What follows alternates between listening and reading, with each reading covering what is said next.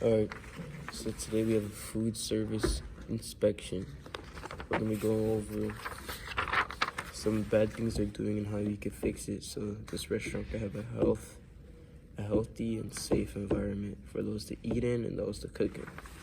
First off, long hair is tied back or in a hairnet. Past shoulder length hair is down.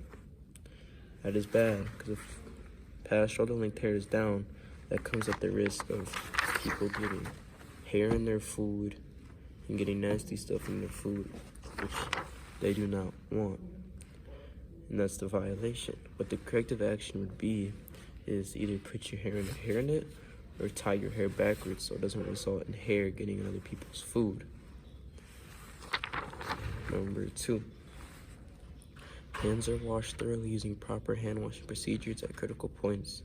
This is not correct, which we need to fix. Because if people aren't washing their hands, the violation first off is bacteria, germs, and things that could be on your hands, and germs and sickness, no matter what. That could get into the food by cooking with different raw meats, vegetables, seasonings. Whatever you're touching is going inside the food, which is very bad. The corrective action would be is to wash your hands thoroughly and wash them in the right spots. This would be good because people do not want contaminated germs in their food as they're being cooked. Number 3. Open sores, cuts, and bandages on hands are completely covered while handling food, and there is a bandage with no glove on.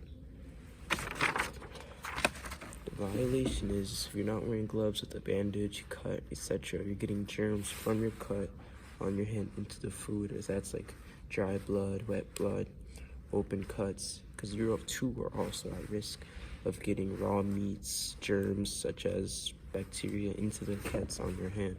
So you need to make sure you're wearing gloves at all times and you're properly sealed off and you properly wear protection so you can cut your food, and it results in the patients and customers eating healthy food too that has no bacteria or nothing like that in it. Number 4. Chemicals are stored away from food and other food-related supplies, and the comment is bleach is on shelf with food. The violation at hand here is that there's bleach in an area of food. This is extremely bad because if the bleach were to cross-contaminate at all with the food, or if the bleach were to get close with the food, it could result in the customers eating contaminated food with bleach by it.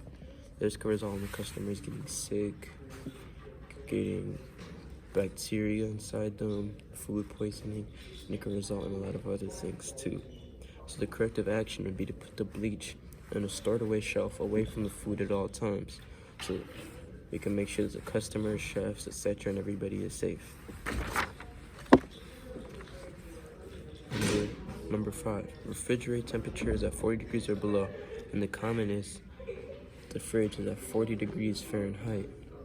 This is extremely bad because at all times the fridge is supposed to be at approximately 40 degrees Fahrenheit.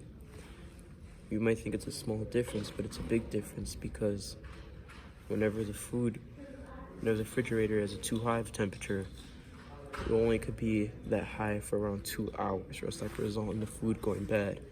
Now, if we have a fridge with too much temperature in it, it could result in the milk, sauces, condiments, other things that are inside the fridge to go bad. And if they were to go bad, that will result in the customers getting sick eating the food, getting food poisoning, etc. It's not good to consume bad food. Alright, so number 6, food is stored in the correct manner on shelves. And in this situation, there's raw burgers on the wrong shelf, which is extremely bad because it could cause cross-contamination. So that's why we need to make sure that whenever we have raw burgers, let's say in the wrong place, we need to make sure that the burgers aren't with anything bad. Because let's say, for example, we have burgers next to the vegetable shelf. If that causes cross-contamination with raw meat, it could result in customers consuming the food to get food poisoning or something like that, or even worse, or other bacteria diseases, whatever. So the correct action would be is put the raw meat with the other raw meat stored away in a safe and nice environment. That's like in the refrigerator or something like that, so it doesn't lead to cross-contamination. Alright, so number 6 or 7. Frozen food is thawed under the refrigerator in cold running water. This is checked no and frozen food is sitting out on counter to thaw. This is extremely bad because whenever we have frozen food out, we're not using either cold water or thawing it with the refrigerator, then it's just out in room temperature air. This is bad because it could spoil and become bad. So whenever the consumer or patients or clients, not patients, but you know what I mean, whenever they come in to eat the food, that could result in bacteria getting in their food, and that'll result, and when they eat it, it'll result in them getting sick, consuming bacteria that they never needed to consume in the first place, or they could get food poisoning, etc. So the correction active for this, or action I should say, is for the food to be thawed out in cold water or thawed out properly using the refrigerator. So that's why you got to be careful and you got to really follow directions so that doesn't result in the customers getting sick from our mistakes. Number 7, I believe. Food is not allowed to be cross-contaminated. The chef cut raw chicken on the cutting board and then rinsed off the cutting board and cut raw carrots on it. This is extreme violation because we have raw chicken on the cutting board with bacteria, germs such as that, and it's on the cutting board. That spreads to the carrots when they cut the carrots and put it on the food. So if they're eating these carrots that came from the cutting board on that cutting board, the carrots were on, that will result in the food getting bad that they eat because of cross-contamination from the germs and bacteria from the cutting board getting on the carrots. So when they eat the carrots, they'll get sick, get food poisoning, etc. So the correct action is to completely wash it off properly with soap before using it, the carrots, and then the raw chicken, like contaminating it, or just to use 2 separate, completely different cutting boards. So that would be the corrective action. Alright, number 8. The meat is cooked to the correct internal temperature. This restaurant did it wrong and the chefs took chicken off the grill at 155 degrees. This action is a violation because meat is supposed to be properly cooked at 165 degrees Fahrenheit.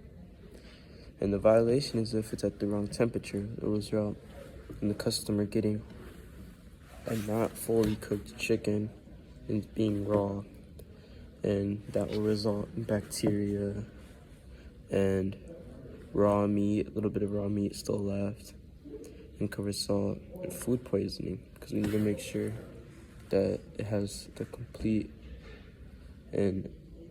amount of temperature in the meat so it doesn't result in them getting sick. So the corrective action is to make sure that you took the chicken off the grill at 165 degrees. And this is important for the customer's safety so that they could get the proper cooked chicken and so it doesn't result in them getting sick. Alright. Number 9. Fire exits are clear and free from debris blocking the door. This restaurant is checked off known as boxes in front of the door. This is an extreme violation because what was done wrong is that you need to make sure the fire exit is completely cleared. If it's not cleared, then it will result whenever you're trying to escape what the fire happens, or fire safety, or like a false alarm call or something. You need to make sure you could get out that door instantly and safely. So there's the boxes covering it. It could result in the fire spreading and getting close to you, maybe even catching on top of you because you didn't have enough time to escape with boxes in front of the door. The corrective action is to make sure that nothing's clearing the fire exit at all. There shouldn't even be anything near it that could result in slowing you down so you could get out the building safely and fast. This is very important for customers or employees' health and safety because we need to make sure that they could get out that door without catching on fire or getting burned or getting hurt from the fire. So that's definitely very important. So this covers everything we needed to do today, and I hope this helps your restaurant or your kitchen safety. And this is going over some of the bad things that this restaurant did and how we could fix it. So thank you for listening, and I hope this helped.